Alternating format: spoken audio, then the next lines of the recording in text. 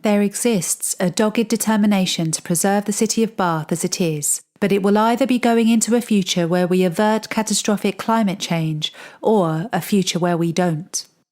This is a visual discourse inviting us all to envision how we want to live in the city in the future, whilst challenging the priorities assigned to visual appearance in making decisions about development in our city.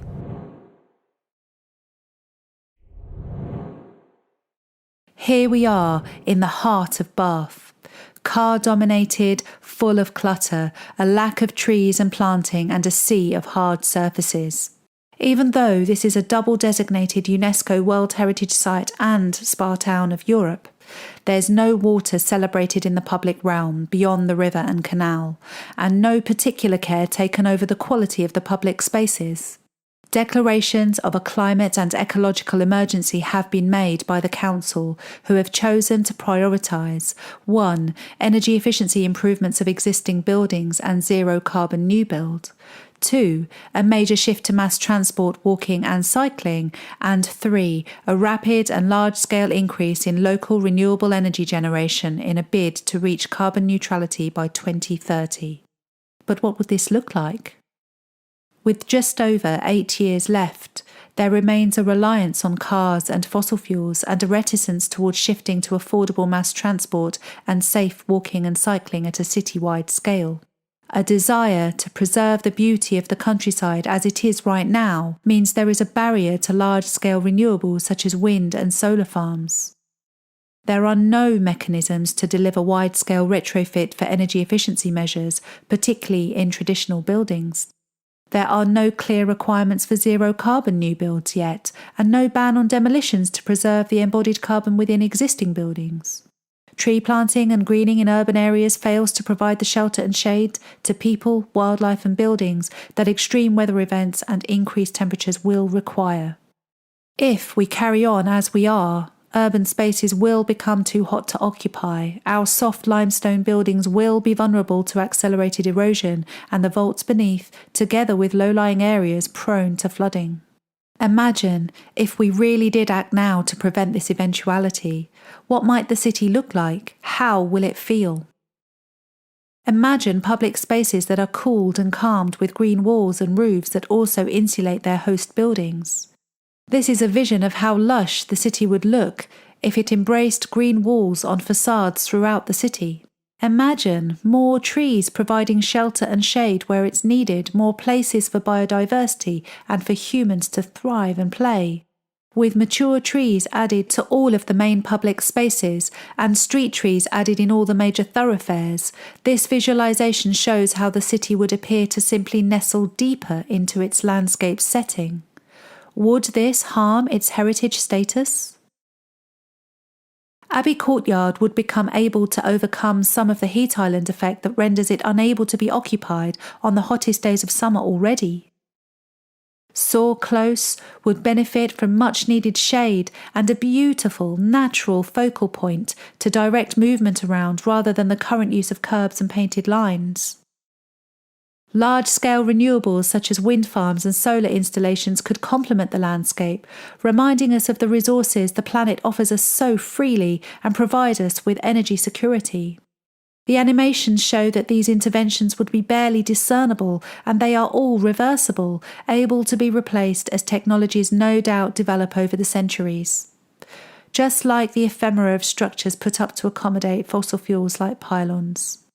Solar photovoltaic panels could be placed on every south-facing roof in the city to further boost clean energy production and help alleviate fuel poverty. There would be uniformity in appearance in mass citywide installations, and it is easy to see that some roofs could actually appear less intrusive than they do now with the additional articulation panels provide. The rollout of neighbourhood-scale retrofit of both renewables and insulation would reduce the costs for everyone, together with practical measures to draft-proof and naturally ventilate homes. The benefits of building zero-carbon homes and the use of natural, recycled and recyclable materials should be celebrated and shared. Imagine if house prices were influenced by the reduced running costs and planetary impact of such homes. Wholesale movement to mass and active transport, investing in rail travel, walking and cycling means less need for car-dominated roads and parking. Old-fashioned trams to navigate the steep hills could complement this vision together with electric vehicles. Proposals for large development schemes barely meet measly sustainability standards, let alone the zero carbon we as professionals know every scheme needs to achieve, however small. Architects must ensure the drawings they put their names to do no further harm to the planet, to ensure that we design out fossil fuels and design in nature. Planning departments have a responsibility to write policy visions of the future that include visions of planetary health for all species. Preservation of our city should be indivisible from preservation of life on Earth. Indeed, these simple visualizations demonstrate that the city may become far more beautiful and holistically profitable to both society and the economy if we embraced what our planet is urging us to do at speed with already existing solutions.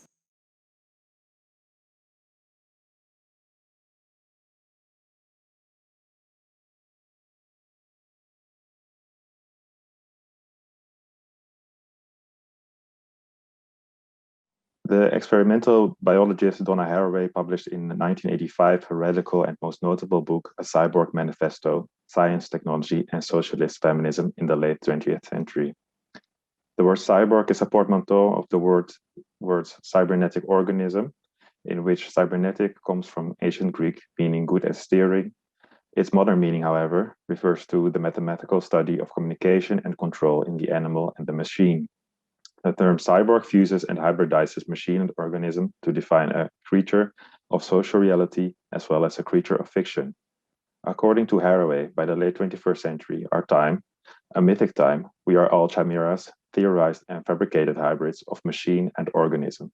In short, we could state that currently we as humans have developed into cyborgs. Consequently, our world will be dominated increasingly by the logic of technology rather than the natural 5 basic senses of the human body. The key substance of this world will be not natural phenomena, but the incessant increment of data. The advancements of digital technology have led to all new kinds of senses that are governed by a radically different logic than the traditional senses of the human. Rather, the senses of the cyborg are technologically driven by algorithms and artificial intelligence, and not by the tactile sensitivity of physical objects in spaces. If so, then we would state that the definition of sustainability as a human condition perceived by our senses needs to be discussed radically. Hence, this presentation revolves around the question, what is the meaning of sustainability in the age of cyborgs? The key hypothesis of this presentation is that architectural manifestations and practices need to reflect critically on this new age to understand what the increasingly dominant conditions of Internet of Things and artificial intelligence mean for presumed sustainable space production. The original definition of sustainability can be traced back to the 17th century German tax accountant and mining administrator Hans Carl von Carlowitz. At that period, the mining industry had consumed whole forests in the region of Saxony for the smelting of ores. Trees had been cut at unsustainable rates for decades without efforts to restore the forests. In his book, Civilcultura Economia, von Carlowitz argued for an economic and thus sustainable concept of forestry through wild and plant cultivation of a once cut and barren land to make it as such useful again as timberland. In this way, von Carlowitz defined the basic notion and principles of a circular economy purely on the basis of economical thinking and the direct sensory experience of unsustainable practices and its consequences for economic growth in a confined part of the world. The contemporary understanding of the term sustainability can be traced back to the UN Commission on Environment and Development, also known as the Brundtland Commission. The report defines sustainability as a development that meets the needs of the present without compromising the ability of future generations to meet their own needs. And so sustainability is approached in a far more multi-perspectival way than exclusively on economic terms, as it also has to do with poverty reduction, gender equity, wealth redistribution, in addition to environmental limits to economic growth in industrialized and industrializing societies. In short, the report underlined the need for the balancing between economy, consumption, and ecology. According to Jean-Luc Chatelain, Executive Vice President for Strategy and Technology at Data Direct Networks, the opportunities of technologically driven economic and ecological transformations are, however, limitless. And that is possible because data is the new currency. One of the huge chances Chantalane foresees is that in 10 years, instead of people searching for data, data and insight will find us.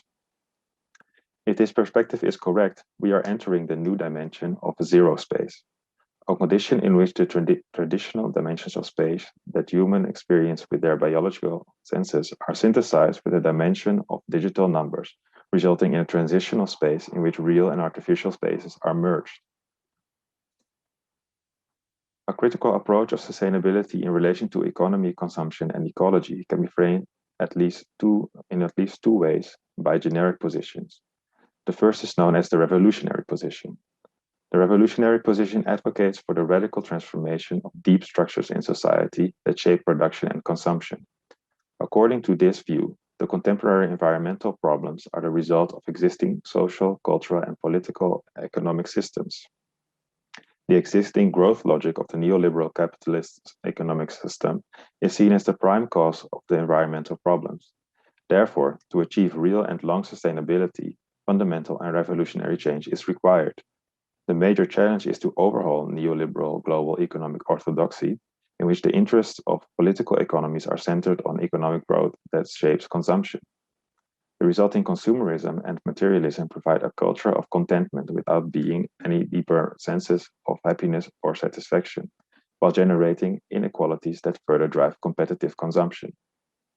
The radical transformation ought to be especially, but not exclusively, the result of political and economic shift, as achieving sustainable change from the revolutionary perspective is only possible if radical institutional, societal, and behavioral transformations towards less consumption are duly applied.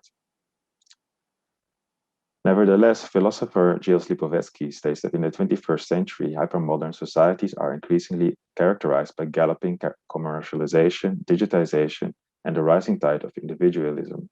Lipovetsky identifies some of the major characteristics of the hypermodern human machine synthesis as the creation of generations of fragile, alienated individuals with a desire for speed and instant gratification, an obsession with the here and now, and afflicted by an extreme, albeit empty, hedonism. The notion of hedonism seems highly significant to understand as one of the central motivations of hypermodern individuals, resulting in the question if societal limitation is realistic in a new millennium that is defined by individual hypermodern lives, driven by hedonistic motives. Why would one limit themselves? The revolutionary perspective seems to a certain extent somewhat nostalgic, dated, and utopic. Instead, the second critical approach of sustainability in relation to economy, consumption, and ecology, known as the reformist perspective, might be better fit for the cyborg age.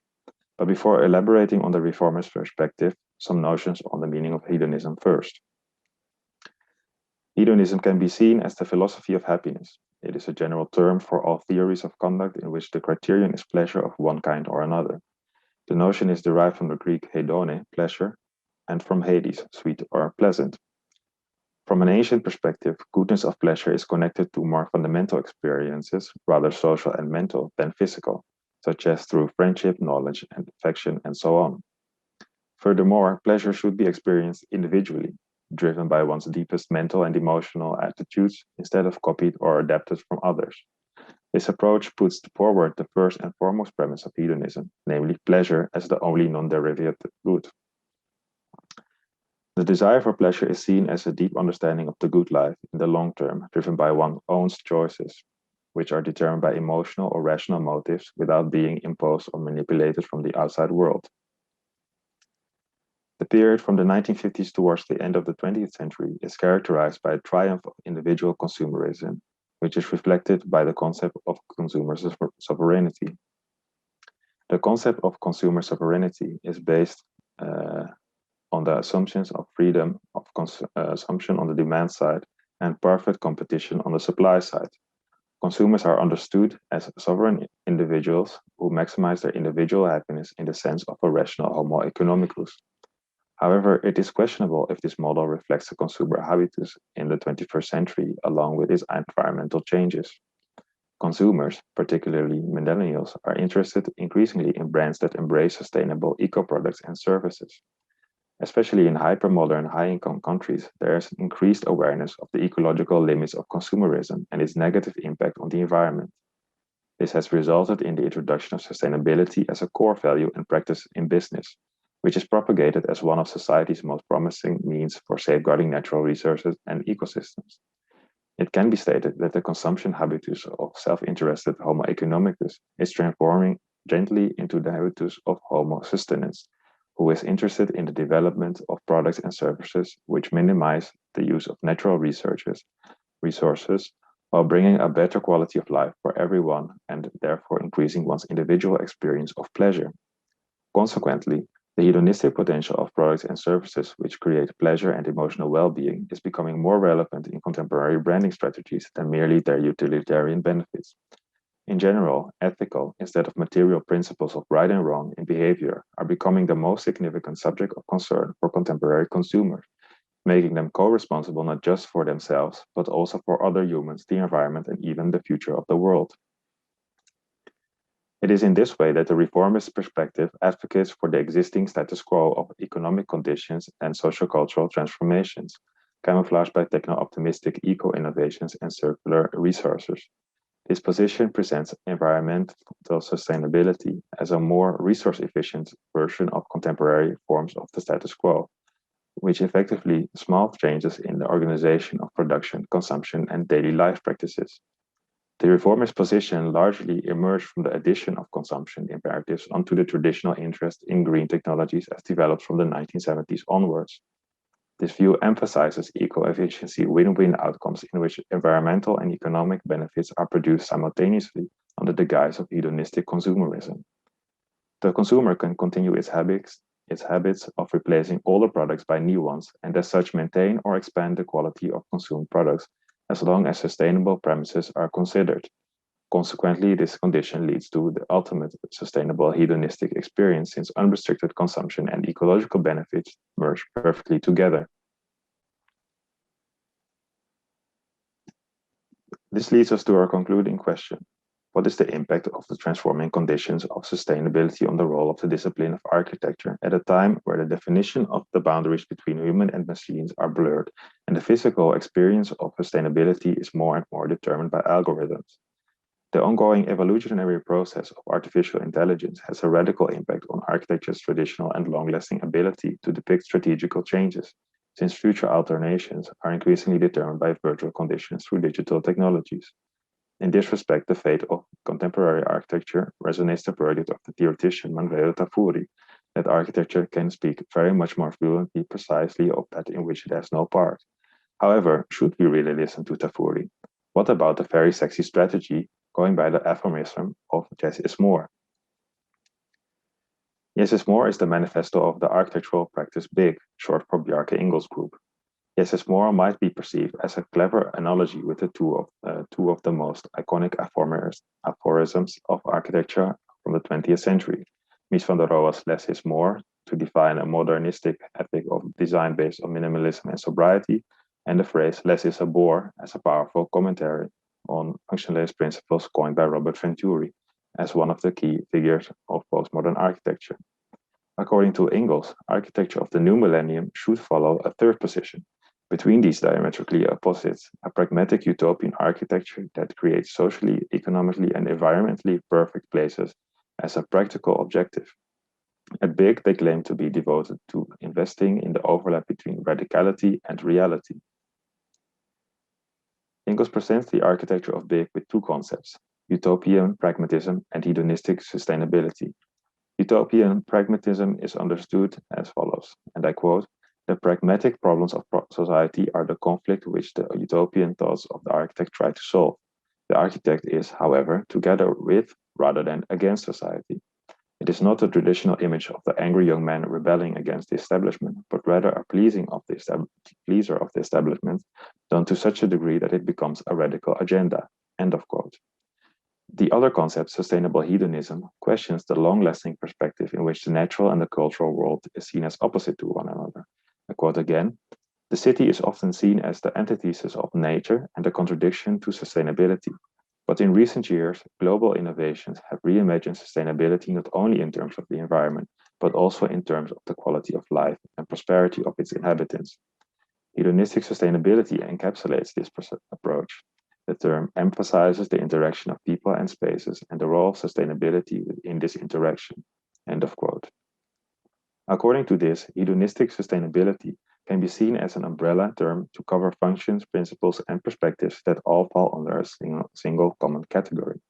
It combines technology with ecosystem, profitable economy with ecology, high living consumption with sustainability, reality with fiction, pragmatism with positiveness, and the self-interested Homo economicus with the collectivistic Homo sustenance. Yes is more appears as the ideal aphorism to represent societal, economic, and hedonistic conditions of hypermodern societies in the 21st century. However, the work of Big is also subjected to considerable criticism, with being labeled as smart greenwashing as one of them.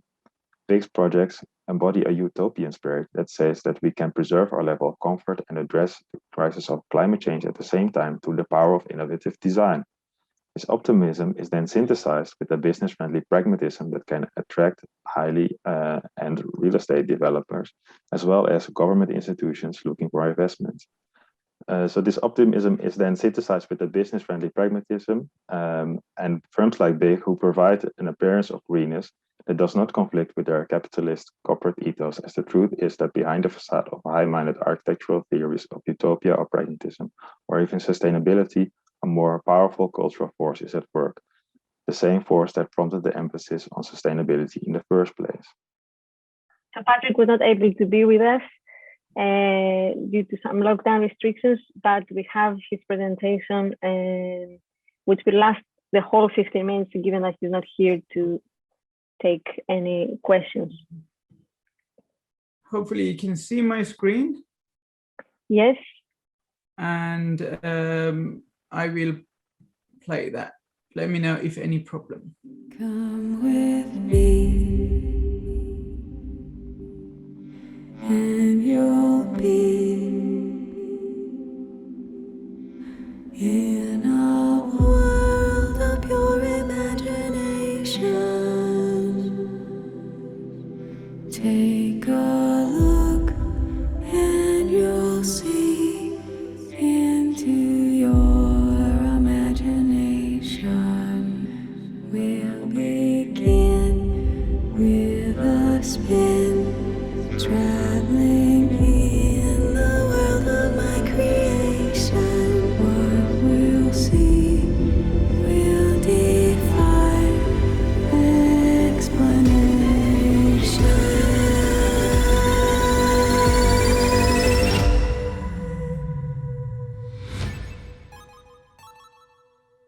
Come with me, and you'll be in a world of pure imagination.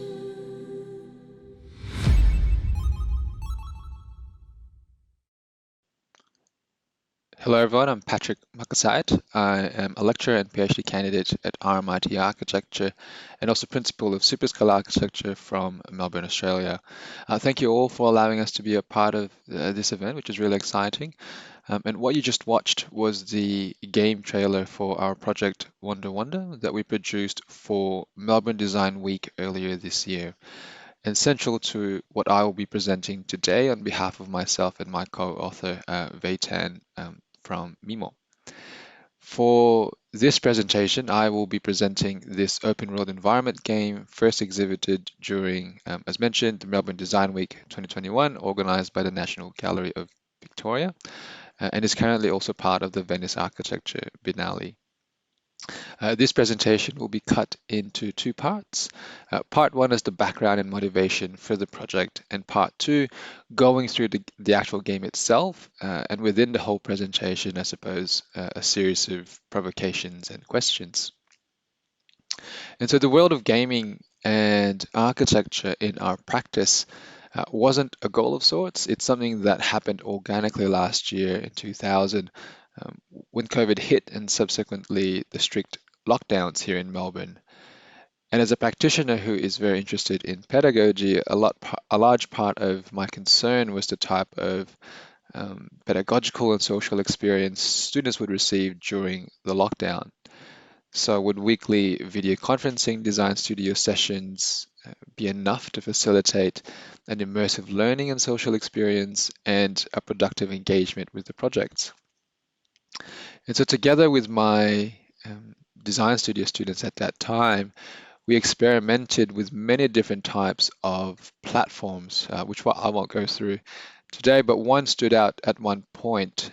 We ended up trialing Sansa, which is an online social virtual reality platform that was first developed by Linden Labs in 2014, and I think now sold to Wookiee Projects in 2020.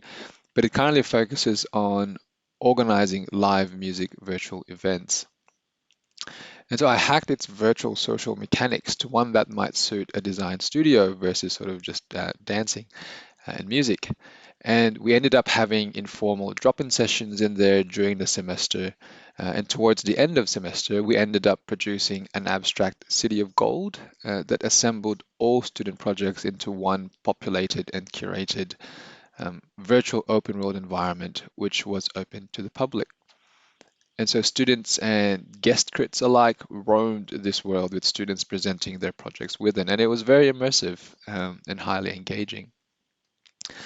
But the point of this background narrative is that this pedagogical experiment became a sort of catalyst for me venturing into the world of gaming, ideas on worlding, attitudes towards narrative, foregrounding environments, their immersive and experiential behaviors and architecture, but also an attitude towards alternative modes in the representation and communication of architectural ideas. The following semester, it got more serious, and I taught myself Unreal Engine, which is a game engine software in conjunction with film and animation as exploratory tools to experiment with architectural form, space, narrative, and fictional worlds to unearth alternative propositions for future tertiary learning environments and their civic relationship with the city. But fast forward, we used Melbourne Design Week as a testing ground to merge all these emerging new digital and virtual interests. And Melbourne Design Week focused on the theme of design the world you want and asked designers to consider how they could collaborate to create a better and healthier future. So up to this point, I've always been interested in environmental concerns and technologies in the background, but I never really knew how to enter the conversation through design. I thought that area of exploration was already sort of saturated with many practitioners tackling it. And we already knew as well that there were many interesting and bizarre technologies out there that many people don't know about in tackling climate change and associated environmental issues. There are many sort of narratives and scientific facts. And so we questioned many things. How could we make this information digestible and palatable for the general public? How could we make this data immersive and experiential?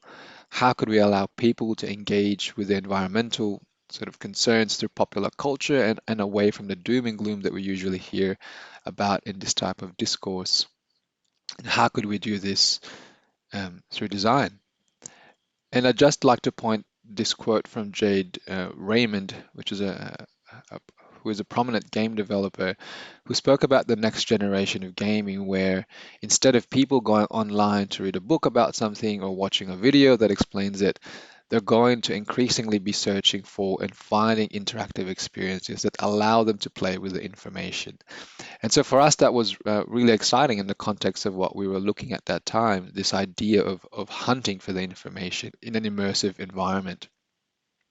And so in designing the game, we looked at many technologies and narratives around environmental agendas and drawing from many sources. We looked at games, sciences, anime, films, poems, artist work, software, landscape, Google Map terrain, scientific journals, news and current affairs, and more. It was sort of a polyphony of sources and voices in order to generate something that allows the general public to engage with these types of environmental discourse and design through a more engaging, experiential, and hands-on platform. A bit of a disclaimer, be aware that we're not game developers, and I suppose in a way we're hacking the logics of game engine towards a more didactic and immersive tool for learning and engagement. And the game itself is still very much a work in progress, in beta mode, if you will. And one of its aspirations is that it will begin to link to external sources and information as you discover new things. But in the next half, I'll play Wonder Wonder. I suppose the wanderer in the game will begin to explain the things that you might see. And before that, I will show you an extended trailer that we produced for the Venice Biennale to give more a bit of a background. And afterwards, I'll see you in the other dimension. Thank you.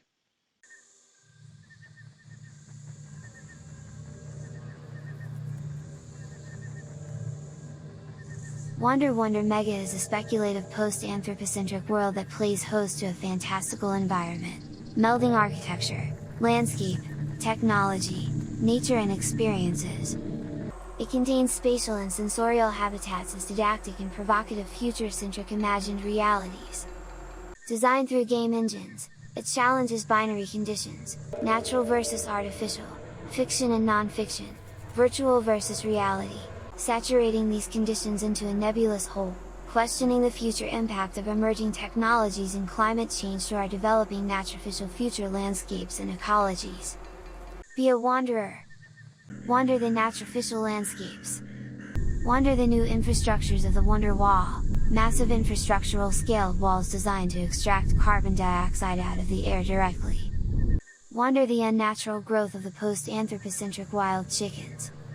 Wander the peculiar habitats of the organic mushroom bins, fantastical organic fungi feeding on humanity's garbage. Wander the uncanny ecologies of the world floral conglomerates AI robotic bees.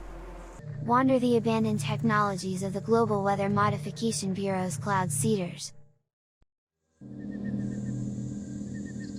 Be in wonder!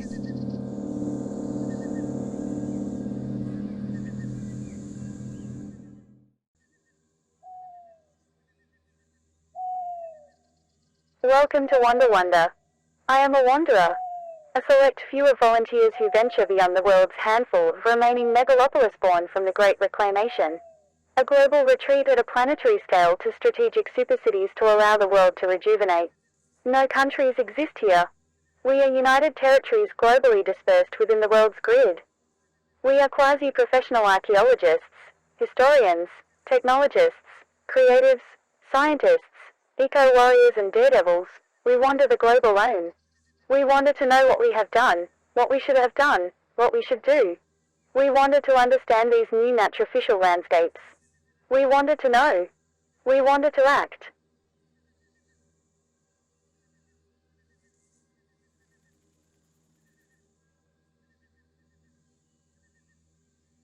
What a sight!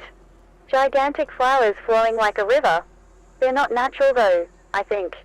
We wanted bigger. We wanted more. So we pumped more nitrogen and phosphate into the soil. No one knew when to stop. We got greedy and upset the balance. Some flowers literally fire up for defense. Biology and technology have merged. I'm not sure what's natural anymore.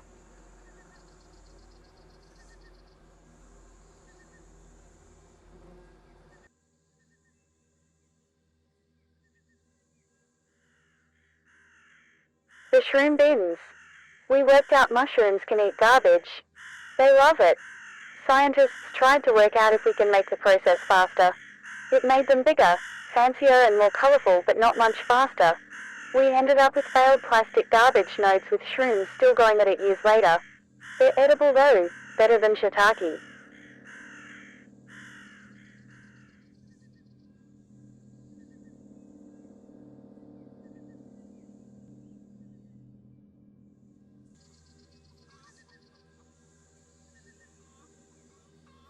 This is the planet of the chickens. We ate them too fast. Grew them too fast. played too much with their genes. Factor in rising temperatures and unstable weather conditions, and you get organic finger-licking good supersized chooks. As we've moved on to plant-based proteins, we forgot about the chooks. Now they stay in the wild. They've adapted. Good thing they're still friendly, sometimes.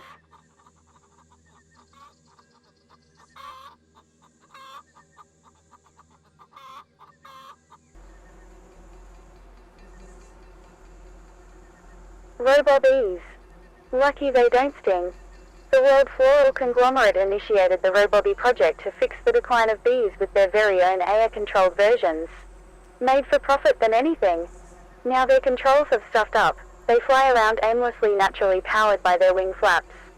They hover around their artificial hives in gigantic flowers waiting. They'll never die. Is this the new natural ecosystem?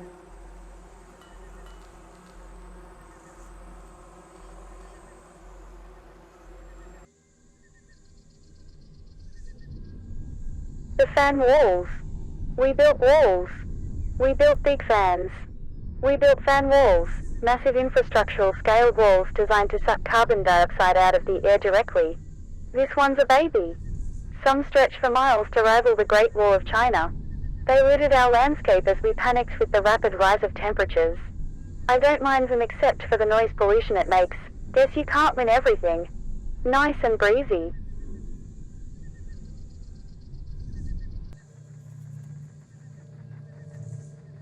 Ah yes, the cloud seeders of the Global Weather Modification Bureau found another one. A strategic global directive to shoot liquid nitrogen in our skies to manipulate weather patterns and conditions. More rain. More shade. Years of weather manipulation has affected unstable weather patterns to combat drought and rising temperatures. No wonder the skies are pink, green and whatever else. These semi-abandoned weather control towers were meant to assist us, but ended up escalating the problem. Tame the weather, they say.